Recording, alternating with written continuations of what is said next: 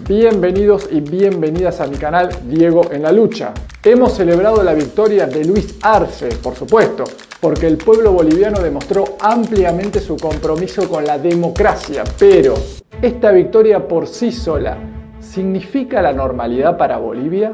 Únicamente con estas elecciones y este triunfo, ¿está representada la continuidad de la revolución boliviana? Yo creo que no.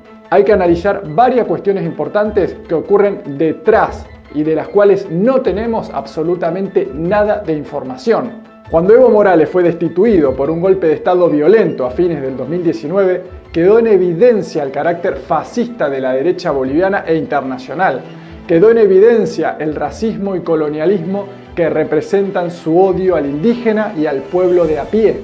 Incluso hay pruebas de que uno de los hombres más ricos del planeta, dueño de empresas como Tesla y SpaceX, encargada de construir naves espaciales, fue uno de los financistas del golpe a Evo. Las industrias de este señor requieren el litio para crear sus productos tecnológicos. Y resulta que Bolivia es uno de los países con las reservas de litio más grandes del mundo. Este elemento es muy limitado y ampliamente requerido por la industria tecnológica. En medio de este contexto, Evo Morales fue expulsado del país, amenazado de muerte y proscripto o inhabilitado. Es decir, se le prohibió ser candidato a las elecciones presidenciales que se llevaron a cabo. Vale acotar que se maltrató a veedores internacionales argentinos y se les quería obligar a firmar documentos en los que se les acusaba, escuchen esto, de haber cometido delitos de lesa humanidad. Durante el golpe de Estado en Bolivia, vimos como la ultraderecha cambió integrante de las principales instituciones estatales, por ejemplo, el Consejo Nacional Electoral.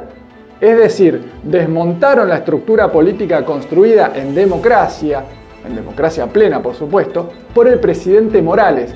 Pero además, las Fuerzas Armadas golpistas asesinaron a decenas y decenas de personas bajo la mirada cómplice de la OEA y del autodenominado paladín de la justicia, Estados Unidos.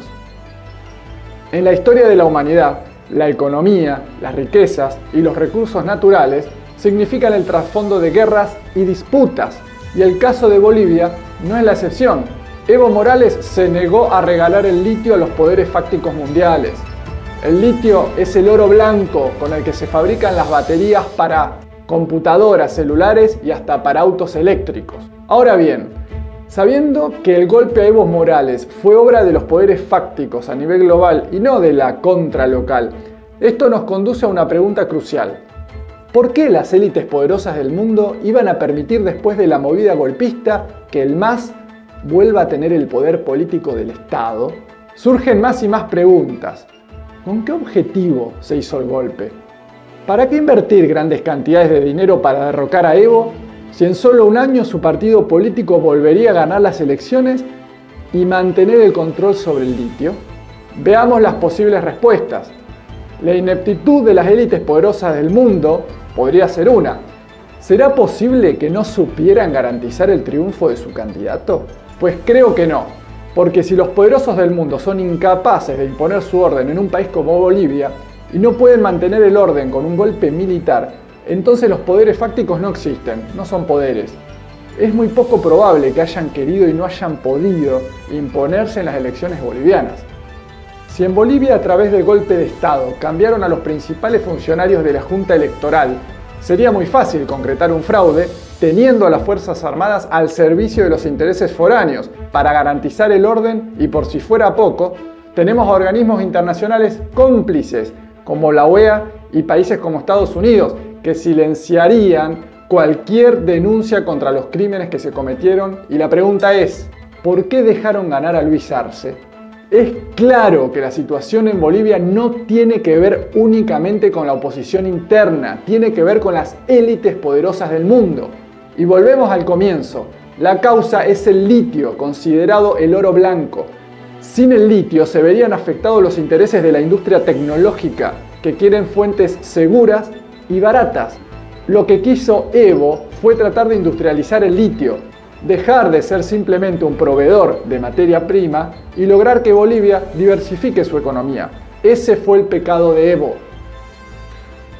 Es necesario seguir preguntándonos por qué luego del golpe de Estado, teniendo las Fuerzas Armadas, teniendo el control de las instituciones del Estado, luego de poner en la presidencia a una títere de los poderes concentrados y teniendo el control de la Junta Electoral, ¿por qué no hicieron fraude si esto era lo esperable?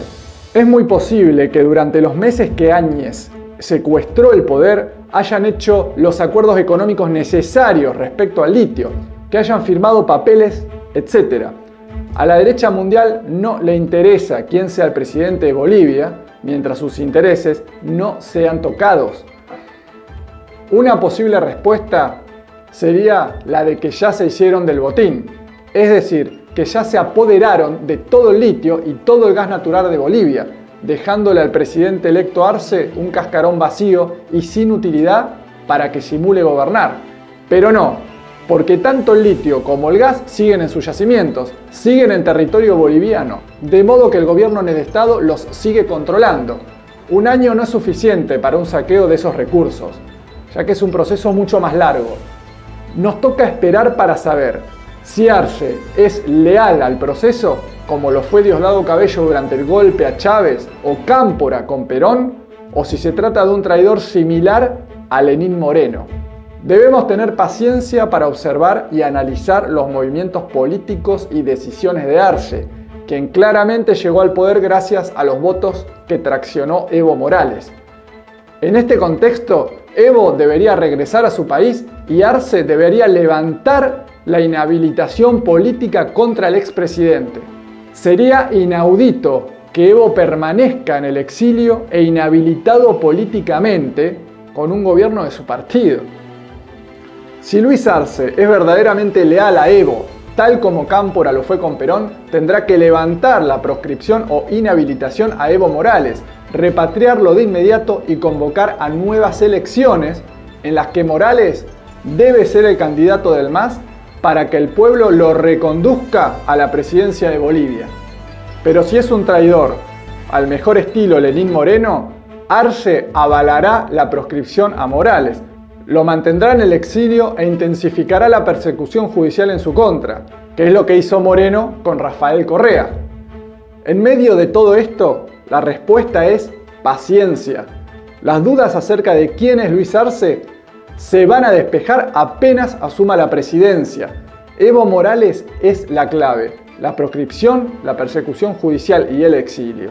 Si se trata de un hombre leal, Arce deberá acabar con eso. ¿Vos qué pensás?